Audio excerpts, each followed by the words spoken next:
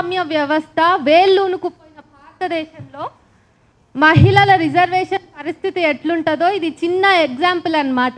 ఎందుకంటే మహిళలందరికీ ప్రాతినిధ్యం వహిద్దామని ఎంతోమంది మహిళలు, అమ్మలు, అంటే గతించిపోయిన భౌతికంగా మాత్రమే ఐలమ్మ గారు ఆ రోజు చనిపోయినా కానీ ఈరోజు మనందరి రూపంలో ఇక్కడ ఉన్నప్పుడు మనందరికంటే కూడా ఇక్కడ కూడా రిజర్వేషన్లు రేపటి నాడు అమలైతే ఎట్లా మగవాళ్ళు అవకాశాలని లాక్కుంటారు అన్నదానికి ఇంతసేపు నేను ఎగ్జాంపుల్ని చూసిన కాబట్టి, కాకపోతే కళాకారులు కాబట్టి నేను ఈ విషయంలో ఎక్కువగా విమర్శ చేయలేకపోతున్నా. అయితే విషయం ఏంటంటే విమెన్ కలెక్టివ్ అనే ఒక వేదిక త్రూగా మహిళల గురించి మాట్లాడాలనుకున్న నాకు మొదట నేను చెప్పాలనుకున్నది ఏంటంటే, సరే ప్రస్తుత కార్యక్రమాన్ని ఉద్దేశించి మాట్లాడుకుంటే ఎస్సీ, ఎస్టీ, బీసీ, మైనారిటీ మహిళలు అందరూ కలిస్తే మాత్రమే మనం ముందరికి వెళ్ళగలుగుతాం, అందరం ఐక్యంగా ఉంటే మాత్రమే. ఆ తర్వాత మహిళలకు ఆర్థిక స్వాతంత్రం కావాలంటారు.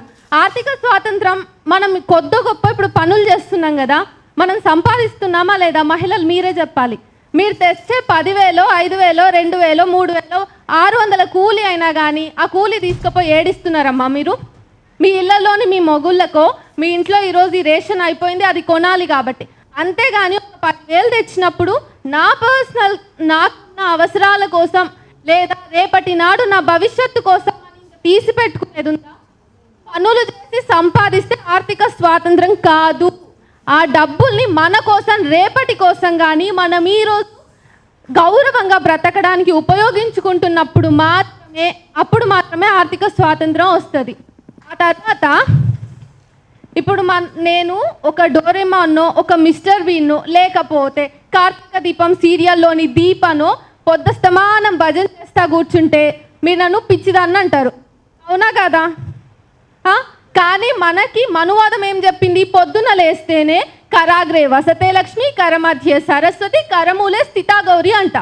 కానీ మనకి ఇప్పుడు మీ నాన్న ఉన్నాడండి, మీ తమ్ముడికి ఒకలాగా ఆస్తి పంచుతాడు, మీకు ఒకలాగా ఆస్తి ఇస్తాడు వీలునామాలో.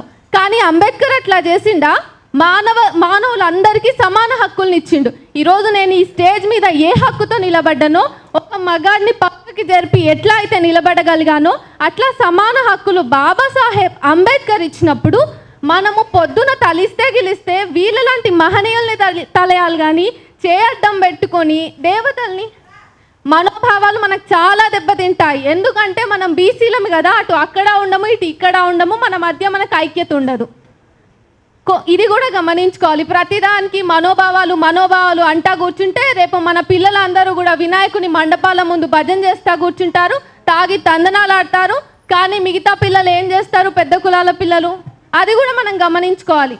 మనము ఈ సమాజంలో ఉంటున్నప్పుడు నా హక్కులు ఏంటి అన్నది చూస్తూనే నా హక్కులు ఎక్కడ ఉల్లంఘించబడుతున్నాయి అన్నది కూడా గమనించుకొని ప్రతి చోట చాకలి ఐలమ్మ ఆ రోజు భూమి కోసం కొట్లాడినట్టు ఈరోజు మనం హక్కుల కోసం కొట్లాడాలి. బాబాసాహెబ్ లాంటి వాళ్ళు హక్కులు ఇచ్చిను అని మనం తలుచుకుంటున్నాం, కానీ వాళ్ళు ఇచ్చిన హక్కుల కోసం మనం పోరాడినప్పుడు వాళ్ళని స్మరించే హక్కు మనకెక్కడిది? ఆ అర్హత మనకుందా అన్నది కూడా ఒకసారి ఎప్పటికప్పుడు. ఎందుకంటే ఈరోజు పొద్దున్న లేస్తే బాబాసాహెబ్ని ఎందుకు తలుచుకోవాలి? రాజ్యాంగం అని రామభజన చేసిన దానికంటే ఎక్కువ ఎందుకు అనాలి అంటే మన ఎవరికి గుర్తులేవండి, మనకు హక్కులు ఉన్నాయి. ఈరోజు మనం ఎవరమైనా నిలబడి మాట్లాడొచ్చు, ఎవరమైనా ఈరోజు సమస్యలు ఉంటేనే కాదు, సమస్యలు ఉన్నా లేకపోయినా ఇక్కడ వచ్చి మాట్లాడగలము అనే గుర్తు, ఒక ఎరుక అనేది కలగాలంటే ఖచ్చితంగా మహనీయులను స్మరించుకోవాలి, రాజ్యాంగం క్లాసులు చెప్పుకోవాలి, వినాలి, పదే వినాలి. ఈరోజు బీసీల పక్షాన మహిళలకి రిజర్వేషన్లు కల్పించాలి. రాజకీయ పరంగా చట్టసభల్లో మనం ఉండాలని మాట్లాడుకుంటున్నాం. మనకి చట్టసభ ఈరోజు నాకు చట్టసభలో మీరు అందరూ కష్టపడి నన్ను ఒక ఎమ్మెల్యేగానో ఎంపీగానో గెలిపించింది అనుకుందాం, నేనేం చేస్తా తెలుసా? మన మైండ్ సెట్ని బట్టి రేపు కుర్చీలో నేనుంటా, నా వెనక నా మొగుడు ఉంటాడు, నాతోటి నా మొగుడే పని చేపిస్తాడు. పితృస్వామ్య వ్యవస్థ, పురుషాధిక్యత అనేది అంత డీప్గా రూట్ అయిపోయి ఉన్నది. ఈరోజు ఒక మహిళ కుర్చీ మీద కూర్చుంటే కూడా నాకు నమ్మకం లేదు ఆమెనే పరిపాలిస్తుందని. కాబట్టి ఈరోజు పురుషుల కంటే ఎక్కువ మహిళలు రావాల్సి ఉండే, మహిళలందరూ కూడా రేపటి నాడు ఇప్పుడు మనం లోకల్ బాడీ ఎలక్షన్స్ ఉన్నాయి కాబట్టి మనం నిలబడితే గనక మీ మొగుళ్ళని ముందు మీరు కంట్రోల్ చేయండి. మీ మొగుళ్ళు కాదు ఊరికి ఏం చేయాలని చెప్పేది, వాళ్ళకంటే ఎక్కువ మీకే తెలుసు. ఎందుకంటే ఈ అందరూ ఎవరి పనులకు వాళ్ళు పోయిన తర్వాత అమ్మ అక్క చెల్లె అందరు ఇంటి పక్కన ఉన్నోళ్ళు ఇంటి ముందర ఉన్నోళ్ళు కలిసి మాట్లాడుకునేది మీరే కదా. ఈ ఊర్లో ఏం నడుస్తుంది, ఫలానా వాళ్ళ బిడ్డకు అన్యాయం జరిగిందంటే మీ మొగుళ్ళకు తెలియకపోవచ్చు, అంత తొందరగా మీకు తెలుస్తుంది. వాళ్ళ కోసం ఎవరు కొట్లాడతారు? ఒక మగవాడు ఆడదాని కోసం కొట్లాడాడు, అస్సలు కొట్లాడాడు. అట్లని మీరు పురుషద్వేషిగా మారుతా అంటే ఆ తర్వాత నేనేం చేయలేను.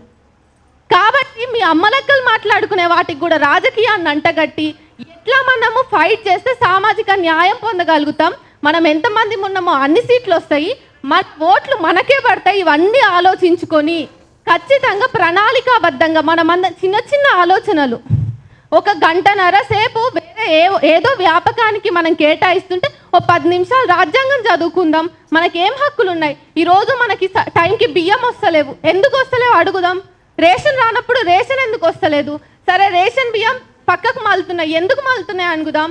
చిన్న చిన్న ఈరోజు మనం సర్దుకుంటూ పోతే రేపు క్వశ్చన్ చేద్దామంటే కూడా ఇన్ని రోజులు మర్చిపోయి ఇప్పుడు ఎందుకు 78 ఏళ్ళు మర్చిపోయినాం మన హక్కుల గురించి. మెల్లమెల్లగా ఒకటి ఒకటి ఒకటి గుర్తు చేసుకొని బయటకు వచ్చి మాట్లాడుతున్నాము.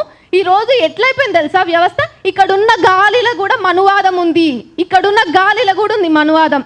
మన బుర్రల్లోనే ఉన్నప్పుడు గాలిలు ఉండదా? మనం పీలుస్తున్నది మనువాదమే, మనం వదులుతున్నది మనువాదమే. ఇంకా నవరంధ్రాల నుంచి వదులుతున్నది కూడా మనువాదమే, మళ్ళీ చెప్తున్నా. కాబట్టి మనువాదం ఇంత లోపలికి వెళ్ళిపోయేంత స్పేస్ ఇచ్చి పడుకుని పడుకుని పడుకుని లాస్ట్కి లేచి నేను ఎగ్జాస్ట్ అయిపోయినా, నాకు ఇప్పుడు నా హక్కులు గుర్తొచ్చినాయి అంటే కాదు. నిరంతరం ఈరోజు బీసీ మహిళలకు రిజర్వేషన్ కావాలి చట్టసభల్లో అని చెప్పేసి రాజకీయ పరమైనటువంటి రిజర్వేషన్ కోటా గురించి మాట్లాడుతున్నాం మనం. రేపు ఇంకో దాని గురించి మాట్లాడతాం, రేపు ఇంకో దాని గురించి కొట్లాడతాం. ఇట్లాంటి ఒక డెవలపింగ్ కంట్రీలో కొట్లాడటం, పోరాడటం, బిగించడం అనేది ఎప్పుడు ఓపెన్ అవ్వదు, ఎప్పుడు అంతం అవ్వదు. కాబట్టి ఎప్పుడు సిద్ధంగా ఉండాలి. చరిత్ర ఎప్పుడు పోరాటాలు నడుస్తూనే ఉంటాయి. ఈరోజు నిన్నటి వరకేమో మణిపూర్లో మారణకాండ నడిచింది, మళ్ళీ ఇప్పుడు అది అగ్గురాచుకున్నది. వినేష్ ఫోగట్కి సంబంధించి మనం అంత దారుణమైన వివక్ష చూపించినాం ఒలింపిక్స్లో. ఆమె ఒక మహిళ అయితే జస్ట్ బీజేపీ కోసం, దానికి వెంటనే మనం మర్చిపోవాలని చెప్పేసి కోల్కతాలో రేప్ జరిగింది. మనం కోల్కతా రేప్ గురించి అంతా మాట్లాడుకుంటున్నాం, కానీ ఆ అమ్మాయిని ఆ నిమిషం చంపేసినప్పుడు అప్పటి రాజకీయ పరిస్థితులు ఎట్లా ఉన్నాయన్నదాన్ని గమనించుకోలేకపోతున్నాం. ఇట్లా ఆ తర్వాత గత 10 ఏళ్లలో మనం చూసుకున్నట్టయితే ఎస్సీ ఎస్టీ బీసీ మైనారిటీ మహిళలకు సంబంధించి ఈ గత రాష్ట్ర ప్రభుత్వము కేంద్ర ప్రభుత్వము ఎట్లా పరిరక్షించింది మనది అన్నది ఒక్కసారి చూసుకున్నట్టయితే మనకి ఎంతమంది ఆసిఫాల్ ఎగ్జాంపుల్గా లేరు, ఎంతమంది మంగమ్మలు లేరు, ఎంతమంది ఎల్లమ్మలు లేరు. మొన్నటికి మొన్న షాద్నగర్లో ఘటనలు జరిగిందని మాట్లాడుకున్నాం. ఇప్పుడు ముస్లింలు అని అనుకుంటున్నప్పుడు వాళ్ళు మన అక్క చెల్లెలు కాదా? వాళ్ళకి ఏదైనా జరిగితే మనం ముట్టుకోము. మన భారతదేశంలో దళితులకు బహుజనులకు ఏదైనా జరిగితే కనీసం వీళ్ళు హిందువులు అన్న కారణంతోనన్నా మనని కొంచెం అంజాన్ కొడతారేమో, కానీ ముస్లింలకు ఏమైనా జరిగితే క్వశ్చన్ చేస్తే వాళ్ళని చంపేస్తారు, వాళ్ళ ఇళ్ల మీద బుల్డోజర్లు పంపిస్తారు. కాబట్టి ఇట్లాంటి సమయంలో బీజేపీ చేస్తున్నటువంటి రాజకీయ పరంగా అవుతున్నటువంటి వాట్సాప్ మెసేజ్లకి ప్రభావితం అవ్వకుండా మన పక్కన ఏం జరుగుతుంది అనే ఎరుకతో ఉన్నట్టయితే ఖచ్చితంగా రాజకీయ పరంగా కూడా మనం ముందరికి పోతాం. ఎందుకంటే మనం ఎవడు పొడుస్తుండో తెలియకపోతే మనం యుద్ధం చెయ్యాలి. ఎందుకెవడు పొడుస్తున్నాడు, మనం ఎవరితో పోరాడాలి అన్నది తెలుసుకున్నప్పుడు మాత్రమే మనం గెలుస్తాం, నిలబడతాం. మళ్ళీ గుర్తు చేస్తున్నా, రేపటి లోకల్ బాడీ ఎలక్షన్స్లో మీరు నిలబడితే మీ మొగ్గులు కాదు మీరే పాలించాలని కోరుకుంటున్నా. All very best. అలా నేను 36 గంటలు కష్టపడి రేప్ కాబట్టి అలా నేను ఈరోజు కోల్కతాలో అమ్మాయికి రేప్ చేసిరు, రేపు ఈరోజు నేను డాక్టర్ అయి ఉంటే నాకు రేప్ చేస్తారేమో, రేపు మీ పిల్లలకు రేప్ చేస్తారేమో. అంటే మనం చదువుతున్నాం, సాధిస్తున్నాం, అది కేవలం ఆ డిసిగ్నేషన్. ఓకే, నా పేరు వెనుక డాక్టరేట్ వచ్చింది అని ఆగకుండా చట్టసభల్లో ఉండి పైన ఉండి మనం ఏం జరుగుతుంది అన్నది ఏరియల్ వ్యూతో ఉంటేనే కదా కింద ఏం జరుగుతుందో కనిపించేది. మన చేతిలో పూర్తి స్థాయి అధికారం, రాజ్యాధికారం సాధించి మన రాజ్యాన్ని మనమే ఏలుకోవాలి. Thank you.